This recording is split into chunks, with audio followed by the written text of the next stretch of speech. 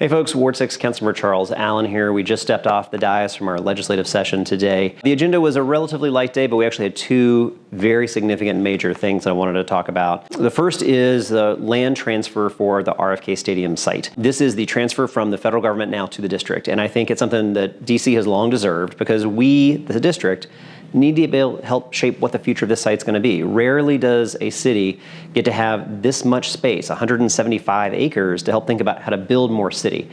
I think we need to prioritize building more homes, parks, year-round jobs with local businesses. Obviously, though, an NFL stadium is kind of the elephant in the room. I think that the way we should approach this, though, is penciling out what do we want to see in a new neighborhood? How would we build housing? That's both row homes that help support families, that's affordable housing, housing for seniors, that can be larger buildings that have a lot of people.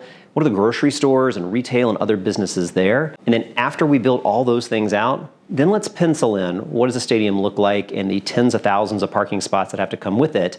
So what are we losing? Because we need to be clear-eyed about the trade-offs of what will happen. I strongly support that the decision is now in our hands, but I also want to be very clear-eyed and work with my colleagues to think about what the future is going to look like. I expect this debate to be one that we're having for months to come during this year. And I look forward to working with you and hearing from you about it. The other major item here at the council today was one that frankly was really difficult and very somber, and that was the vote to expel our Ward 8 colleague, Trayon White. We went through months worth of an investigation that found very clear and significant findings of wrongdoing, violations of our code of conduct, of rules.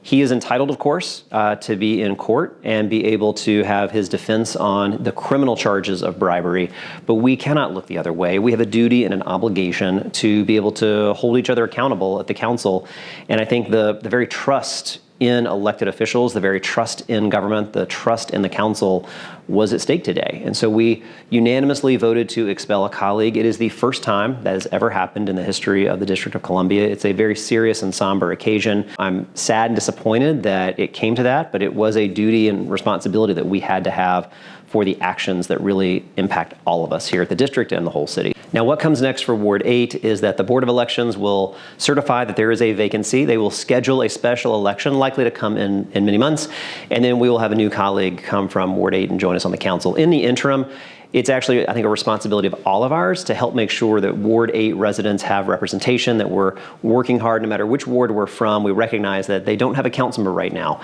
and it's on us to make sure that we're reaching out to hear from Ward 8 residents, fight for those issues. So I'm going to continue to fight for Ward 6, of course, but I want to make sure that I have my ear out, my eyes open for what Ward 8 needs, and everyone help take an extra step to make sure Ward 8 is represented during this time. That was the major items today on the legislative session, and I look forward to continuing to work on a whole host of issues moving forward. And as always, please reach out and let me know if you have any questions and work that we can help you out with across Ward 6.